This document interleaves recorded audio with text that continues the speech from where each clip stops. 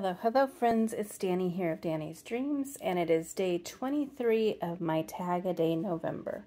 For today's tag, I used some baker's twine, used this adorable stamp set from My Favorite Things, This Hugs For You, some retired Stampin' Up!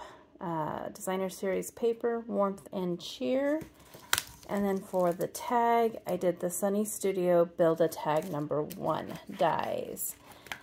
And here is my oh so cute and adorable tag. Look at those little penguins, so tiny and cute, and that little bear, and that fun paper I thought went with it, with like the cozy feel, like a sweatery feel.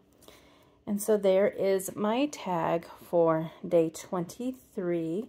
On the back is just some cardstock, and then I did use that twine. I will be back here tomorrow for day 24, which is also Thanksgiving for us in the United States.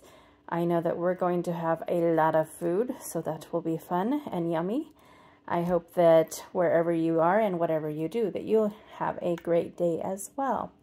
I'll see you then. Have a great crafty day. Bye.